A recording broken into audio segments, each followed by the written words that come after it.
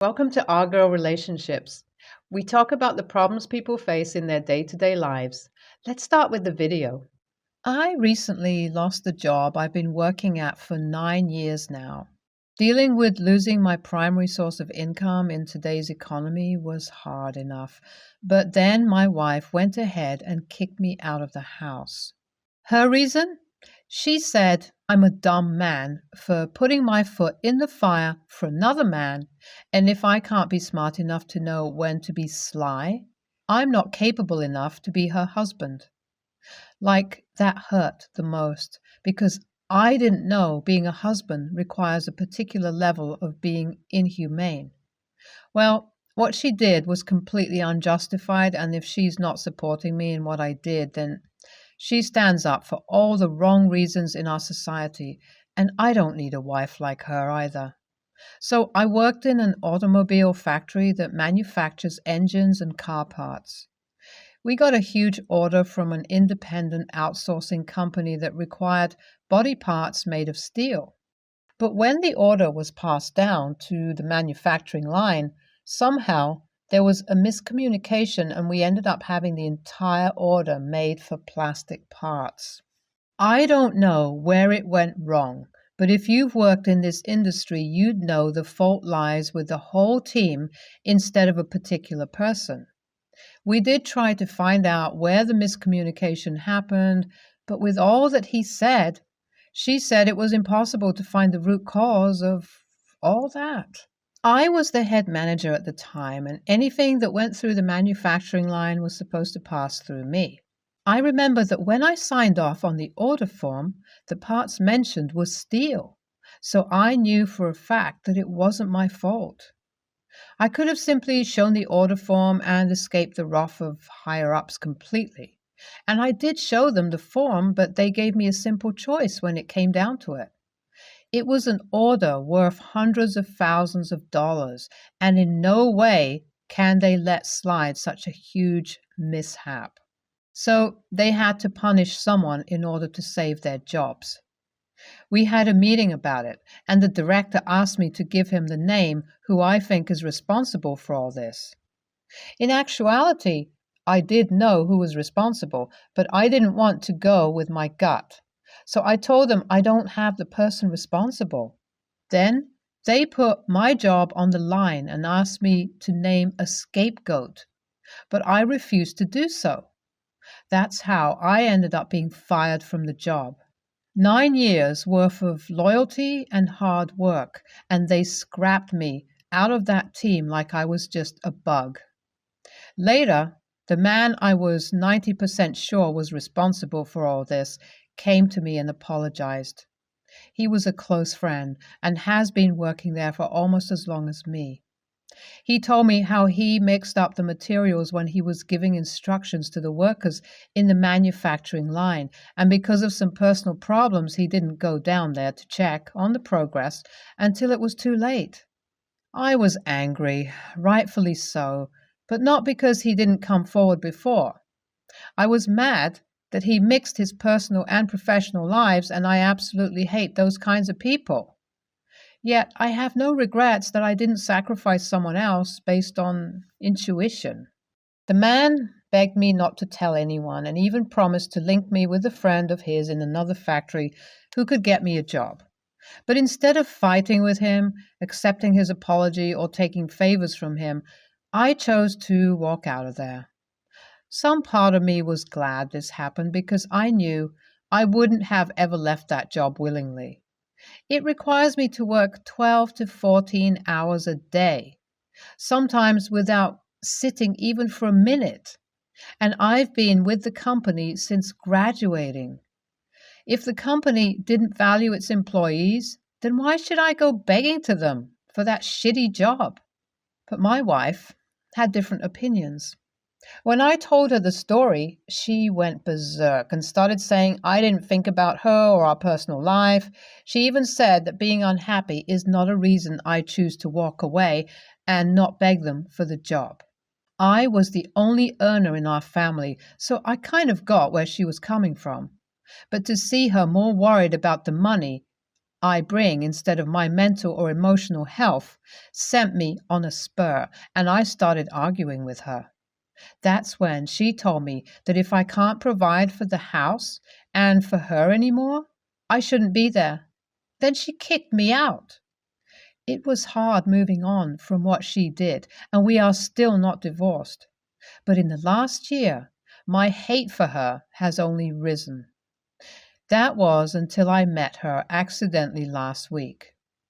I was visiting one of my friends in our old neighborhood and decided to stop by the 7-Eleven in the area. That's where I saw my wife sitting on the roadside. I couldn't fathom why she'd be sitting there so late in the night, all alone, and my curiosity took over me, so I went over to her. I asked her what she's been up to lately, and the second she recognized who I was through her drunken haze, she started coming on to me for blood. She said it's all my fault, that she's homeless, and cursed me. It was so sudden that I froze for a second before eventually dodging her and moving back a little. I asked her if she needs a ride to her place, and she said she doesn't have a place to go to. She told me she had lost the house and doesn't have any money to afford even a rental. The shelters are all full, and no one gives a crap about homeless people in this country to come up and help. She's been living on the streets for a while now. At this point, she was trying to hit me, and I didn't want any part of that, so I went back to my car and drove off, leaving her in whatever mess she's put herself in. It's not like I don't feel sad at all. I was the person who earned in our house, and we're not even divorced, so there is no alimony that I owe her. I'm not responsible for her quitting her job years ago. It was her decision alone, and I was earning enough to take care of both of us, so I didn't ask her to not go ahead with what she wants. She even tried a home-based business, but it failed. So it's not totally a surprise to me that she's in this sorry state. But I'm no Jesus, and she was the one who kicked me out. She wasn't willing to stay by my side when I was going through a tough time, so I am not responsible for her life. Do you think that makes me an a-hole? So I was wondering why no one helped my ex-wife out when she was going through whatever it was she went through in her life. Like, when we separated, she wasn't a drunk, homeless loser. And even if she couldn't find a decent job, she was resourceful enough to secure something that would give her enough work to survive. I couldn't really ask her that, so I called my ex-sister-in-law to ask why they didn't help her and found out no one even knows about her current situation. Her sister hasn't been in contact for months now, and the time she tried to go to her house, she found out it was up for sale. They would have reported her missing if it wasn't for the few texts she got from my ex-wife saying she doesn't want to talk and to leave her alone. That makes more sense with the current state of my ex-wife. So it was her ego and her life choices that drove her to this sorry state. I decided that it's none of my business to fix her broken life, but she's still someone I was with for a long time. So I told ex-sister-in-law about the place I saw her. I don't know if they'll be able to find her, but I hope she'll get some help one way or the other. I received a call from my ex-wife today. It's been months since I talked to my ex-sister-in-law and had no idea what happened after that. So you could imagine my surprise when I suddenly received a call from my ex-wife saying she wanted to meet me. I imagine she must have gotten my contact from her sister. I asked her if she's still living on the streets and got to know that she's moved in with her sister. She insisted that we talk in person and that it's important, so I gave her an address and we fixed a meeting for this Saturday after I get off work. If I have to imagine, the only thing she could want from me is a divorce, which is to be expected. After all, we didn't work on our problems or even try to restart a relationship. Other than that, I can't think of anything. I'll update you once I meet her. So I did meet my ex wife, and like I said, it was about the divorce, but not limited to that. There were a lot of things she said to me. I wasn't expecting her to be doing so better so suddenly, but she told me it's all thanks to her sister. Ex sister in law found her on the streets and forced my ex wife to go with her. She told me that her ego was too big for her to admit that she's struggling in life, and she decided to drown her problems in alcohol instead of solving them. She wasn't jobless when I met her. She worked as a waitress, and whatever money she made, she used it all on alcohol. Now that she looks back on that time, she's glad that her sister forced help on her and sent her to a rehab facility. If not for her, she'd probably still be depressed and in a sorry state. When I asked what she wanted with me, she said she needed to apologize. After reflecting on her past actions, she realizes how wrong what she did to me was and also wants a divorce because she knows there's no way we can go back to our past life. I'm not going to say that I'm happy or sad after our meeting. I actually don't feel anything. It was more like meeting a stranger and hearing their story. I feel good, but not because she's my ex. It's just a basic human affection you'll feel for another person.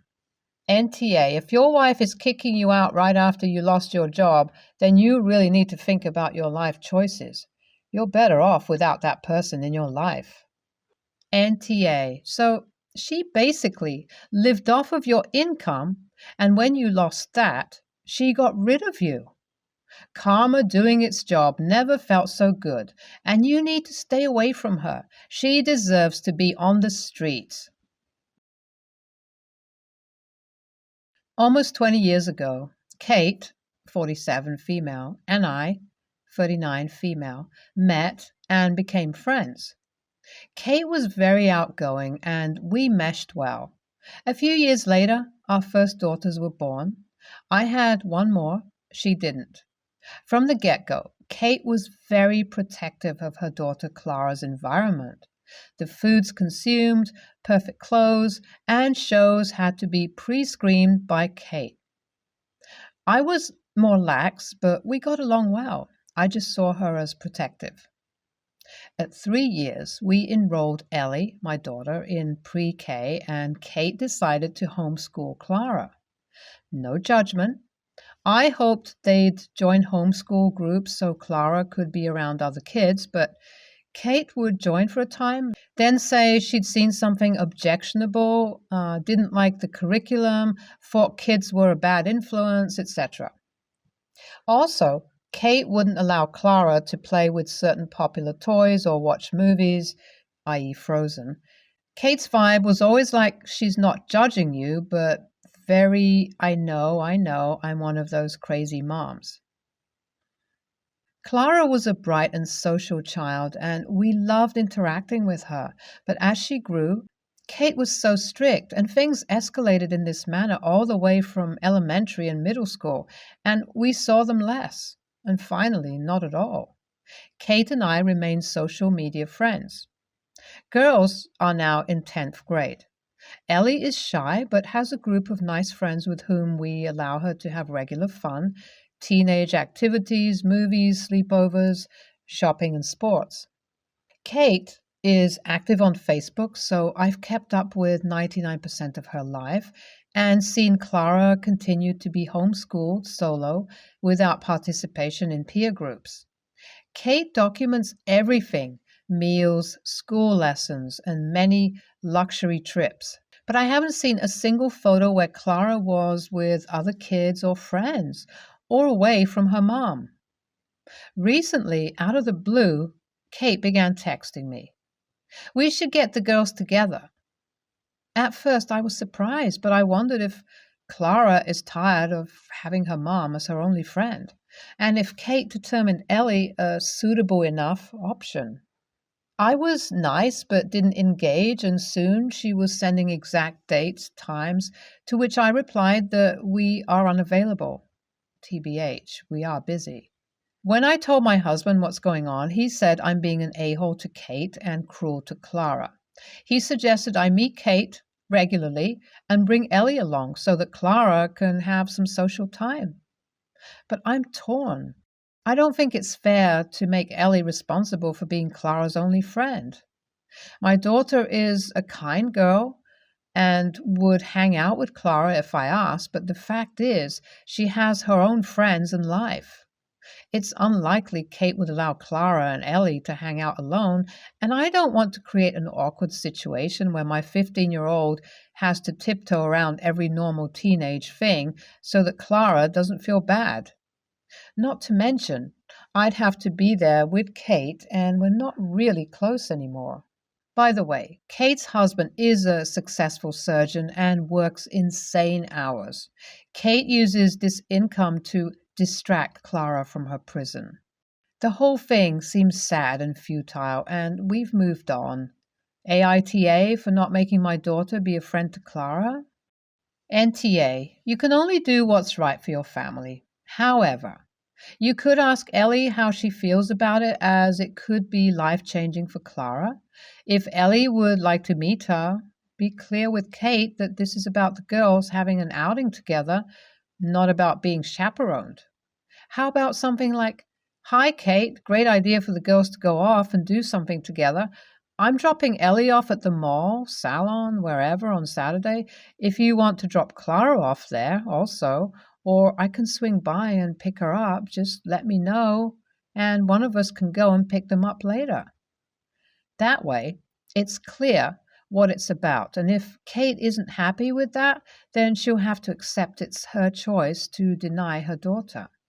Just be clear that you believe 15-year-olds need some freedom.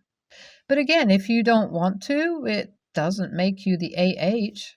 Kate's failing to enable Clara to have normal friendships is not your responsibility. NTA. While you can offer your daughter the opportunity to accept or reject, you are right on track with not forcing Clara on her. Her mother, Kate, is busy sheltering Clara in the way that Kate feels is appropriate. I doubt she'll want a second visit if your daughter is interested in even one get-together. Context. Brother has 3 bio sons aged 12 and 10, twins. He became a stepfather of 2 boys last year, ages 7 and 5. My brother has always been a very involved father, but also a very involved uncle and cousin. He's sometimes maybe put a little too much effort into other kids in the family, which have made his boys feel like they'll always have a little less of him and nothing special and uniquely theirs.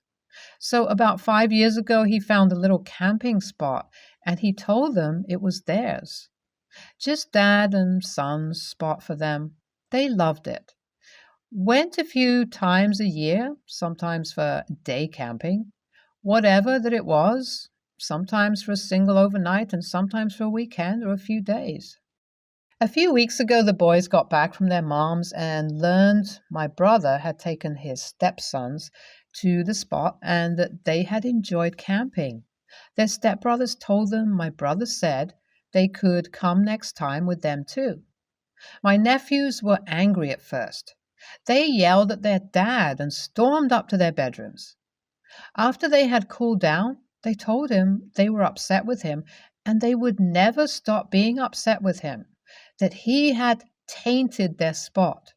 That was meant to be their thing with him, the only thing they had uniquely for them and their relationship. My brother told them it was still special. But he's the other boy's dad now too, and they have 2 new brothers. They told him it changed nothing. My brother has been on edge ever since because the boys have stayed true to their word and the relationship is off now. He was venting to me and told me how he doesn't know what went wrong and he hates what's happened, but the boys are not open to seeing this as not a bad thing. He said he doesn't think they have a right to be upset over this because what he said is true. I told him I thought they did have a right because he promised them it would always be just their thing, and he already has them sharing so much of him. Now, even more with stepson, and while he might love them all the same, they might never feel that way. And now they have to accept that place that was so special to them is now also his special place with two other people. He told me I had no idea what I was talking about, and if I had my way, they would be entitled and uncaring kids who don't open their hearts to new members of the family. I told him he should be glad they had wanted a special thing with him. He said I was wrong to take the boys' side and defend their selfishness. AITA? I asked because I might be way off base here. My experience with this is via my husband, who was the child of a divorce, who struggled with his relationship with his parents after more were involved, and I know he still to this day wishes his parents had made more of an effort with just him. NTA. Your brother should be on his own kid's side. If he wanted to include his new sons in the tradition, then it would have included all his sons. Instead, he took only his stepkids on a special trip just for them to a place that he had promised to only visit with his older kids. You mentioned the boys feel dad puts extra effort into family relationships to the point that the boys feel like they come second. Do the parents of his nieces, nephews, cousins that he is pouring energy into reciprocating by giving attention to his sons? Has anyone in the family made an effort to make the boys feel special? Rather than teaching his sons to open their hearts and share, your brother is teaching them that they have to fight for attention and can't trust anyone. NTA, your brother messed up. I'm glad that you told him. Hopefully, he will realize and understand how deeply he has hurt his sons and broken their trust. He will have to do this to have any chance for his children to fully trust him again in their lifetime. His action will also cause his sons not to be able to fully bond with his stepsons. The stepsons will feel it as well. Your brother may have a fantasy of taking all of the children to the camping spot for a great time. No one is going to have a great time.